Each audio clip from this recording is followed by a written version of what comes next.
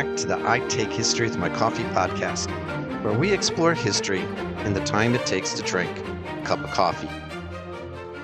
This is the 100th episode of the I Take History with My Coffee podcast. To those who have been here since the beginning, those whom we've picked up along the way, and those who are just discovering us, I appreciate all your support and thank you for spending time with me. I hope you are enjoying this journey through the past as much as I am. Here's to another 100 episodes. Philip II, letter to Cardinal Granvelle, 1563. In this regard, I don't know how much confidence one could place in the Prince of Orange, based on what you write me about him, nor how he can manage the affairs of a country where the viceroy is everything.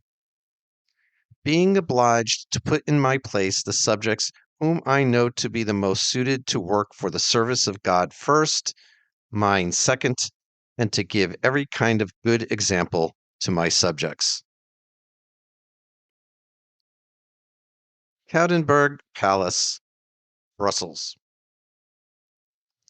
You know this hall. You've stood in it with us twice now. Once with Charles, once with Philip, on an October afternoon in 1555.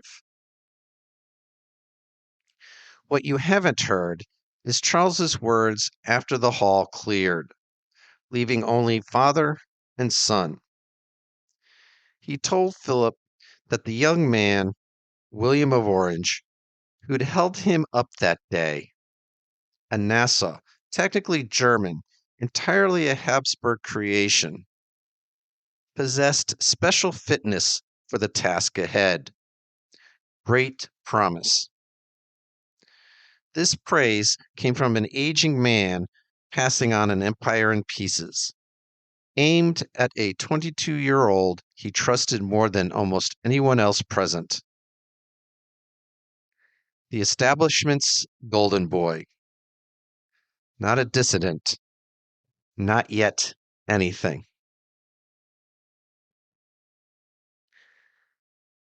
William of Orange was born in Dillenburg, County of Nassau, in 1533.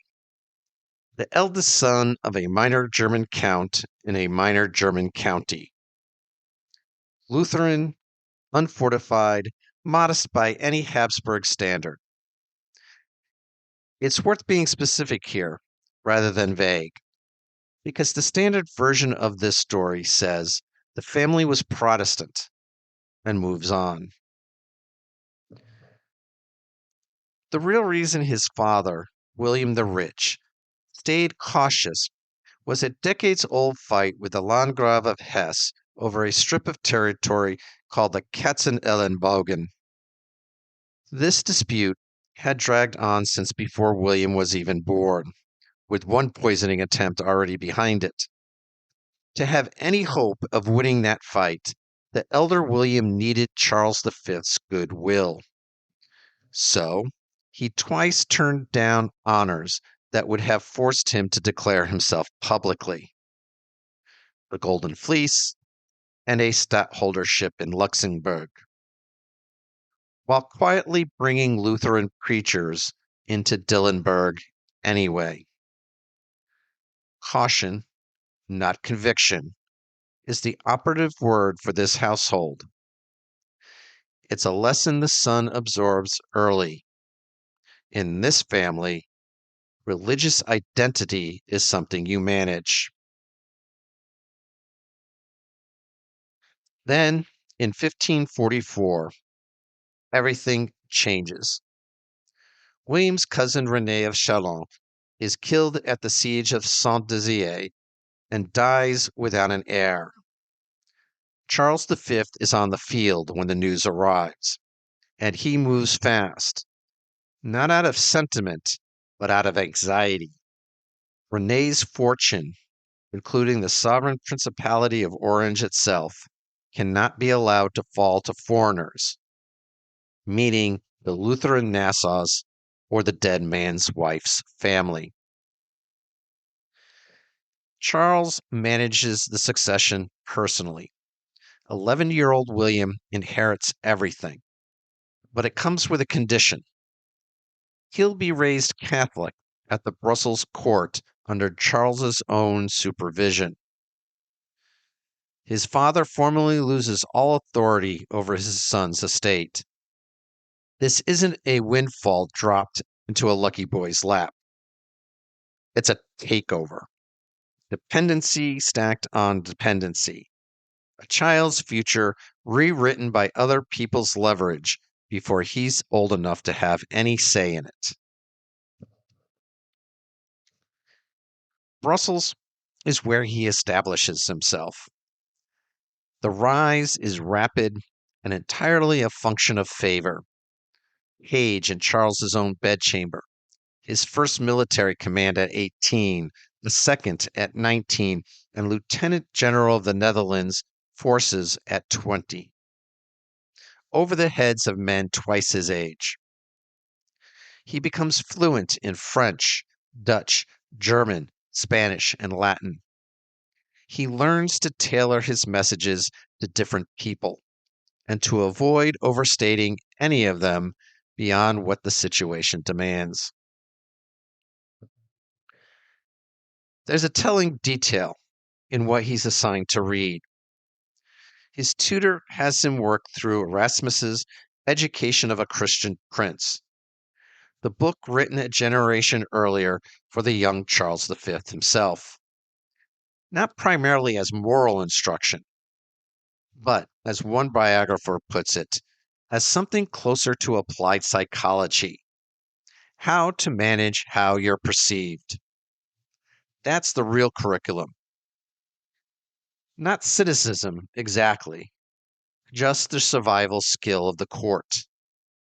William turns out to be very, very good at it.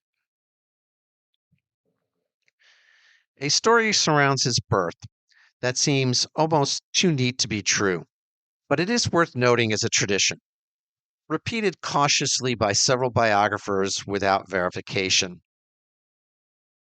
It claims that the theologian Melanchthon drew up the infant William's horoscope, predicting great wealth and power, a violent turn in midlife, and an eventual violent death. That seems absurd at first glance, considering he was the son of a minor count with few apparent prospects. However, decades later, it no longer seems so unlikely. We're passing along the way our sources do, as a durable story, but not a documented fact. And here's where the religious question gets complicated. His conversion to Catholicism in Brussels is performed correctly. Nobody ever publicly questions it. Whether it's genuine in any deeper sense is another matter entirely. And it's worth saying plainly, this moment, right here, is where the confusion about William's religion begins. A confusion that runs through the rest of his life and still, 450 years later, gets historians arguing. We're not going to resolve it today. We're just going to watch it start. By 1551, William marries Anna of Egmont, heiress of the Count of Buren, one of the richest women in the Netherlands. And with the marriage comes legal adulthood and full control of the inheritance that's been managed on his behalf since he was 11. He's 18. That same year, war breaks out again with France, and William's adult life as a landed magnate and as a field commander begins more or less in the same month. The next few years are worth dwelling on because the standard version of William, courtier, negotiator, diplomat, leaves out how much of this period he spends in the field and what he sees there. In 1552, Charles V lays siege to Metz, a prestige campaign meant to reclaim old Carolingian ground. But it turns into a catastrophe. An army of about 50,000 men is decimated, not primarily by combat, but by winter, typhus, and starvation. Modern historians have called it the single worst strategic disaster of Charles's entire career. During a chaotic New Year's withdrawal, 12,000 loaves of bread and the army's own sick are left behind in the abandoned camp. William, 19 years old, is there commanding cavalry and drawing praise for his conduct under the eye of Regent Mary of Hungary. And he also briefly visits the emperor at Thionville during the siege's final collapse, finding him barely eating, seriously ill, with psalms read to him. This is not the golden hall of the abdication. This is the underside of the same empire. In between, the promotions keep pace with his experience, and they're no longer favors. He's part of the force that recaptures Hesdin in the summer of 1553. In that August, he's given command of a full company of 50 noble cavalry, cited explicitly in the record for courage and experience, not birth. It's a small distinction, but worth making. By his early 20s, William isn't just trusted. He's competent, and people who don't owe him anything are starting to say so. The garrison he's just helped win doesn't stay quiet for long. The following year, back at Hesdin, William nearly dies in an incident no one records in the official count of a rising Habsburg favorite. An unpaid cavalry mutiny over, of all things, a stolen sheep. William wades in to restore order, cursing the men in German, and is struck across the neck with a saber hard enough to nearly unhorse him. In the same chaos, the Duke of Savoy, on William's side trying to break up the same crowd, fires a pistol blindly into the mutineers, close enough to William that it could just as easily have hit him as anyone else. The ringleader is hanged, order is restored, and nobody involved seems to think twice about how close that shot came. This is a world where a superior officer can nearly shoot you by accident while saving you, and it's just Tuesday. Business as usual by Wednesday.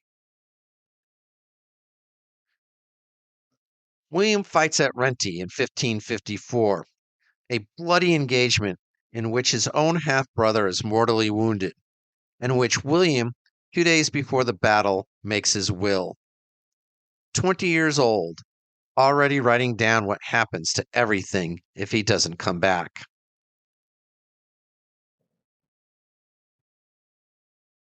Out of all of this, 3 things solidify. 1, his military reputation. Capable, experienced, respected. Not yet the brilliant commander of later legend. It's worth being honest about that now, because it matters later. 2, his political alliances. The friendships with Egmont, with Horn, and with the broader Netherlandish nobility, built in these years, are exactly the capital he'll spend later, when it counts. And 3, his wealth. By his mid-20s, William is one of the richest men in the entire Netherlands, with landholdings scattered across half a dozen provinces. Which means that later, when he starts asking hard questions about how Philip governs this country, he isn't a man with nothing to lose. He's a man with almost everything to lose. The pinnacle of Habsburg trust occurs at Cateau-Cambrésis in 1559. the peace that finally ends the war with France. William, just 25, serves as one of Philip's key negotiators and plays a central role in European diplomacy.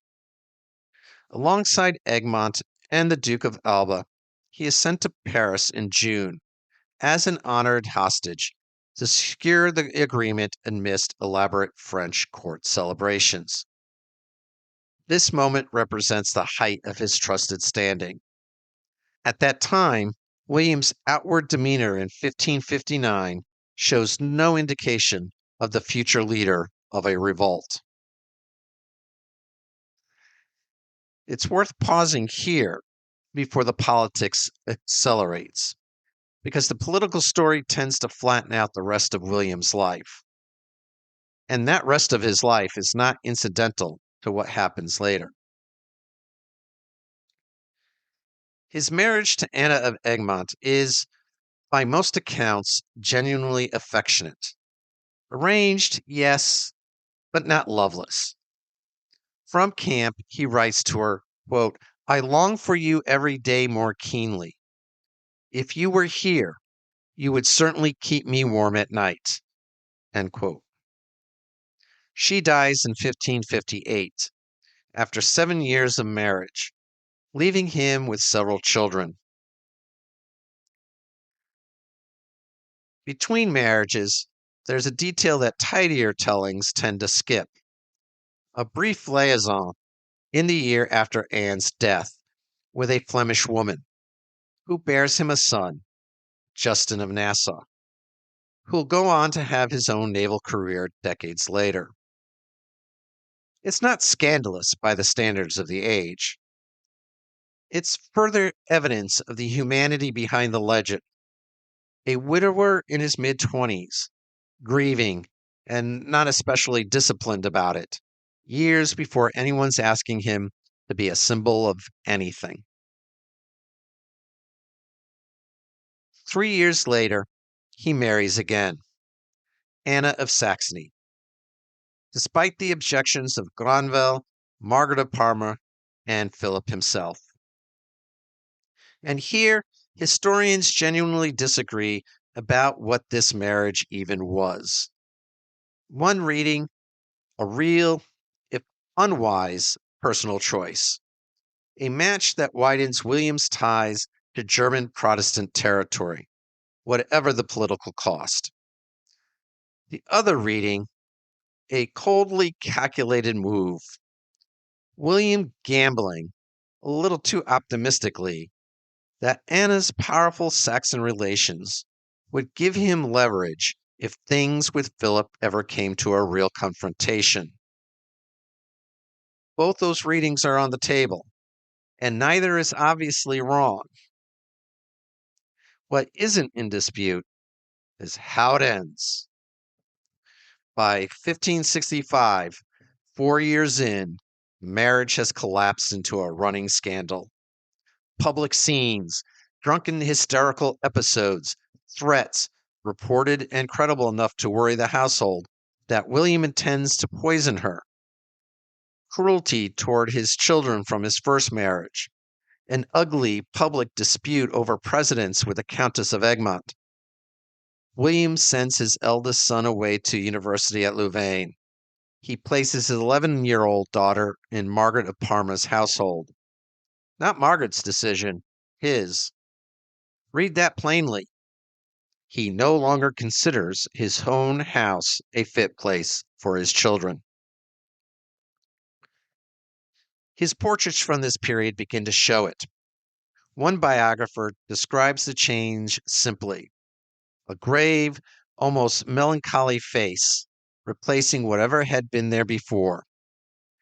The political operator is also, right now, a man whose home life has quietly fallen apart around him. And it's worth holding both facts in your head at the same time, because they're about to start moving together.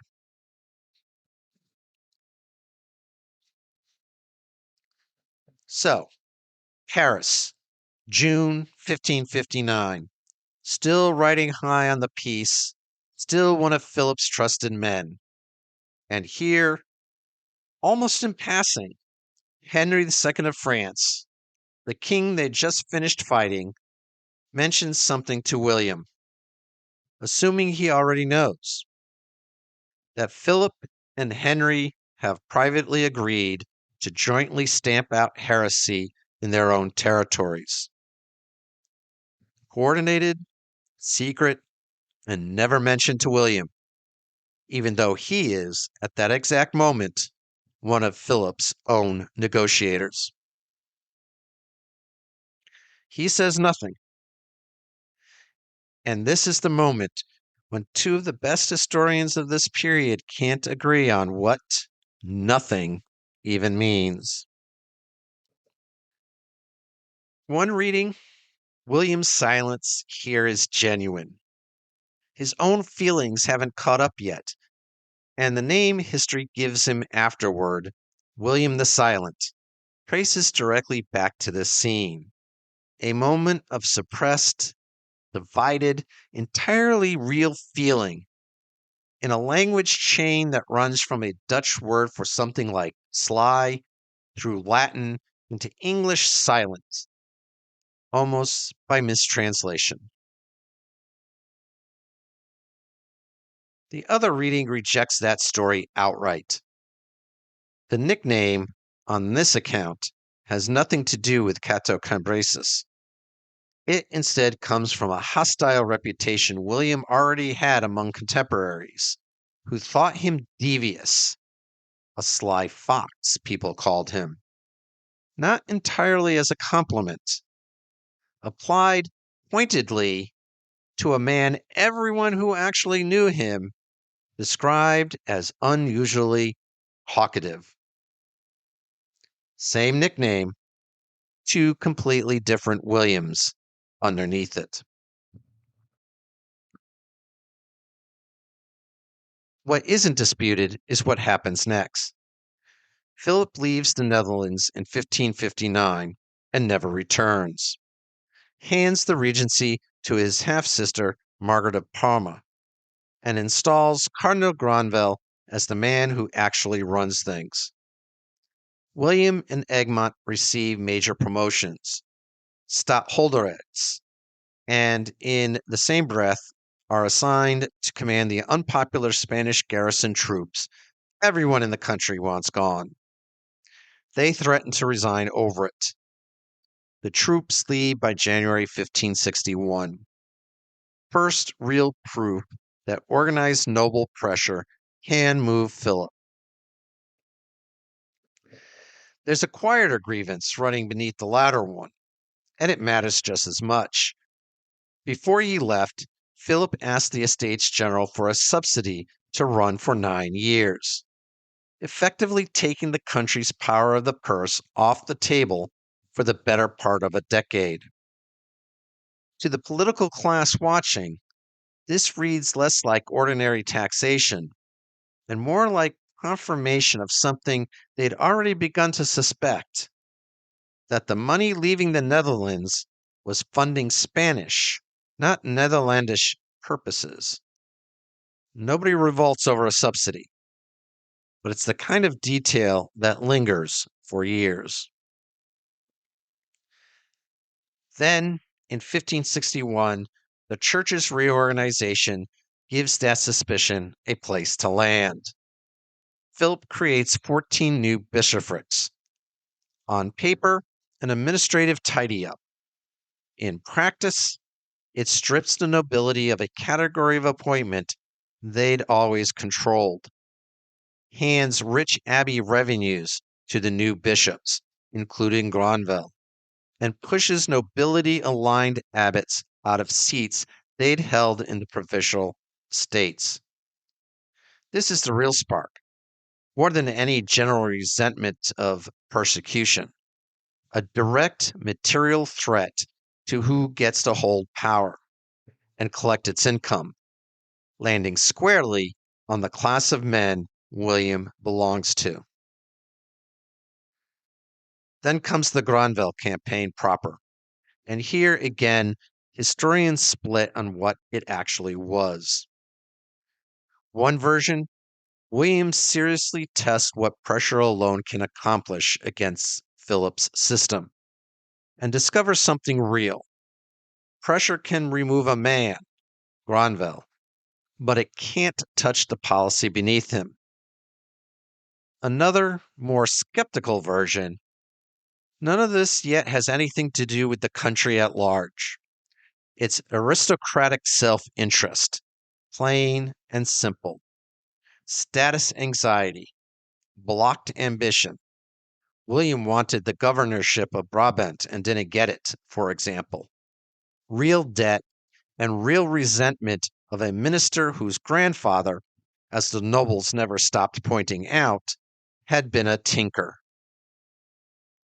On this reading, William's motives in these years are barely distinguishable from those of any other resentful noble. Not yet anti-Spanish resistance, not yet principle, just power and who gets to hold it. And here's where William shows you exactly what he's capable of. His household, along with Egmont's, begins appearing in matching livery, mocking Granville, gray, covered in little red fool's caps, an unmistakable jab at a cardinal's hat. Margaret of Parma objects. Instead of backing down, William adjusts. The fool's caps come off. In their place, bundle of arrows, an old heraldic symbol of the Netherlandish provinces, bound together in unity. Same message, technically deniable and legible to every Netherlandish observer who sees it. That's not spontaneous mockery. That's a man reading a room in real time and recalibrating the message without losing an inch. Precisely the skill Brussels spent a decade building into him. Granvelle sees exactly what he's up against. In a private letter to Philip that March, he doesn't dismiss William as a hothead. He treats him as the source of the problem. He lays out the debts, the household spending beyond its means, and recommends the obvious fix: get him out of the country. A posting in Italy suited to his rank, something that keeps him occupied and away from Brussels. The minister who's about to lose this fight understands, better than almost anyone, exactly who he's losing to. As we left off in the previous episode, Granville leaves in March 1564. It's a real win, but William doesn't overestimate it. There's no royal surrender here, no change in policy, just one minister gone. He is still, at this point, a member of the Council of State. On paper, he is still entirely within the system. The question he can't yet answer: what it would actually take to govern this country in a way Philip is capable of, remains open. On the last day of 1564, during a council session about Egmont's upcoming trip to Madrid, William says something he hasn't said out loud before, at least not in this room. He argues at length that Philip's religious policy can't survive given the Netherlands' Protestant neighbors, and then adds, almost as an aside, quote, "However strongly I am myself a Catholic, I cannot approve of princes attempting to rule the conscience of their subjects," end quote. It lands hard enough that Vigulus, the council's aging president, is apparently so shaken by what it implies about royal authority that he has a stroke the same night and has no answer ready the next morning. Egmont carries the council's case to Madrid and returns at the end of April buoyant. Philip was warm and personal, even asking after William's chef. A week later, the real answer arrives: Philip's written instructions. backdated to a few days before Egmont even left Spain, so the warmth in person wouldn't have to contradict the hard line on paper. Even Egmont is angry. William, who wasn't there for any of it, had already told his brother, quote, "The end will show all," end quote. He is 32, rich, connected, respected, and by every account, visibly changed, still, technically, inside the system that made him. A decade ago in Brussels, a man told his son that the same William had special fitness and great promise. Neither of them in that hall in 1555 could have told you what either phrase would actually mean. In the next episode, events will hurtle toward the explosive summer of 1566 as the political world of the high nobility and the religious world of the common people rapidly converge. As always, maps and other supporting resources for all episodes are listed in the episode description. In the meantime, for more historical content, become a free or paid Substack subscriber and get related historical content delivered to your inbox. We're on Facebook, Instagram, and Threads. Feedback and comments are always welcome at itakehistory@gmail.com, or you can leave a review on Apple Podcasts or on Spotify. You can help support this podcast by buying me a coffee at buymeacoffee.com/itakehistory. If you know anyone else who would enjoy this podcast, please let them know. And thanks for listening.